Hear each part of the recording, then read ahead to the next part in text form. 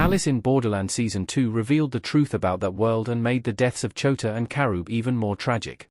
It took Netflix's Alice in Borderland 2 seasons to cover Haro Aso's manga, with the end of the second season matching how the source material concluded. While Alice in Borderland Season 3 is happening, Season 2's final episode felt like a series finale because of the way it finally solved most of the show's biggest mysteries. This includes what the Borderland actually was and how Arisu and the others ended up there. While it was all a dream, twists can be frustrating. Alice in Borderland Season 2's finale perfectly pulled off its big reveal. The episode even made fun of the most popular fan theories about the show and the meaning of the Borderland, from aliens to virtual reality. However, the truth was that Arisu and most of the characters we met on the show were in a hospital the whole time fighting for their lives after a comet hit Tokyo. Dying in the Borderland meant dying in the real world, or vice versa. Alice in Borderland Season 2's big reveal makes Chota and Karub's deaths more tragic. Chota and Karub were also fighting for their lives in the real world. Chota and Karub both died in Alice in Borderland Season 1, Episode 3. By far the most tragic deaths on the show, seeing Chota and Karub sacrifice themselves during the Seven of Hearts so that Arisu could live was incredibly heartbreaking. Not only did this moment almost break Arisu until he properly met Usagi, but it also set the tone for the entire show. If Arisu's best friends could die in Episode 3, no one was safe in Alice in Borderland. However, Season 2's big reveal about the Borderland completely recontextualized Chota and Karub's deaths. Whether there is free will in the world of Alice in Borderland is a complicated question, but the fact is that Chota and Karub died in the real world as soon as they died in the game.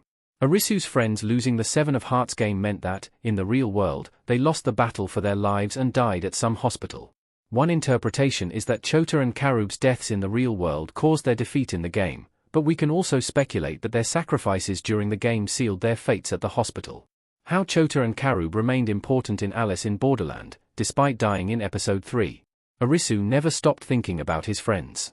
Chota and Karub in Alice in Borderland. Despite dying in Episode 3, Karub and Chota continued to be two of the most important Alice in Borderland characters. The first couple of episodes of the Netflix live-action show make it clear that Arisu was wasting his life and did not have any reason to keep going. Deemed a failure by his family for not using his intelligence for something they would consider productive, Arisu was living day by day with no goals or dreams. This is why, in many moments, he was ready to die during the games. However, this changed after Karub and Chota sacrificed themselves during hide and seek. Alice in Borderland Seven of Hearts game was twistedly created so that players would turn against each other, although it also considered that some people would try to sacrifice themselves to save one of their friends. Chota and Karub gave up on their lives so that Arisu could keep his, meaning he now had to live for them. This is why Chota and Karub appeared to Arisu a few times, particularly during moments when he was unsure about whether he should keep going should Chota and Karub return in Alice in Borderland Season 3. They have already served Arisu's character arc. Chota and Karub Alice_in_Borderland. Karub and Chota returned as illusions in the final episode of Alice in Borderland as Arisu was about to make his decision of whether to stay in the Borderland or decline the invitation and return to the real world. This moment brought the show full circle, with Arisu finally confirming that he wanted to live and would forever honor his friend's sacrifices.